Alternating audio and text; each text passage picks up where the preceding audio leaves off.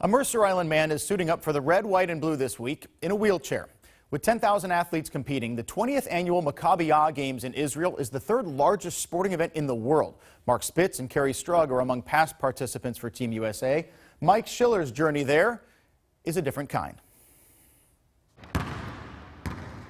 Mike Schiller has always been a hoops addict of the highest degree, but he didn't always play this far below the rim.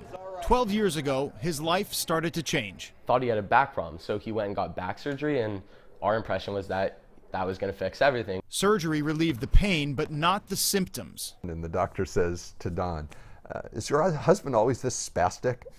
And Don looked at him like behavior-wise? Yeah, kind of. He kind of is. In fact, Mike would soon be diagnosed with multiple sclerosis, a nerve-destroying disease that, as of today, has no cure. We were driving away, and I was in tears, and Don was in tears, and we had to share it with our kids. The physical deterioration with MS is gradual and unrelenting. It has robbed Mike of almost all the feeling in the left side of his body. Very little feeling, very little muscle mass. And yet, overcoming his ego proved even harder than overcoming his immobility. He was willing at that point to go look, but he wasn't going to get in a chair. I can tell you, Steve, the lowest point for me, the absolute lowest, and I'll never forget it, but I was in an airport, and I was running behind for a flight, and I'm not moving very well, and I took a spill. I mean, I go over, my backpack goes flying, I'm flat on my face, and all of a sudden there's a crowd of people trying to help me up. And all I wanted to say was, get the heck off of me. Leave me alone. For a gym rat, not being able to run and gun is bad enough. For a gym rat with a hoops-loving son, it is worse. It's still hard for me, as Marcus doesn't remember, I'm going to get teary-eyed here, doesn't remember me playing basketball.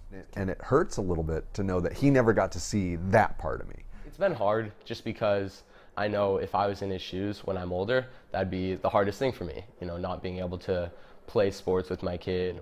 It's hard also for me, not being able to play with him. 2 years ago, his wife finally convinced Mike to try out wheelchair basketball.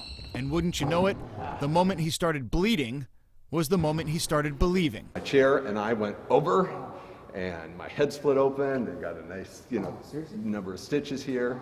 Everyone around me is like, oh my God, it's a pool of blood on the ground. And I remember thinking, I'm a friggin' athlete. I'm competing, Just a year later, Mike Schiller is competing for Team USA in the World PKG Games in Israel, essentially the Jewish Olympics. It's true, his life is different than he imagined. The on-court dynamic that defines so many father-son relationships has in some ways been reversed. When Michael doesn't push himself, Marcus holds him accountable too.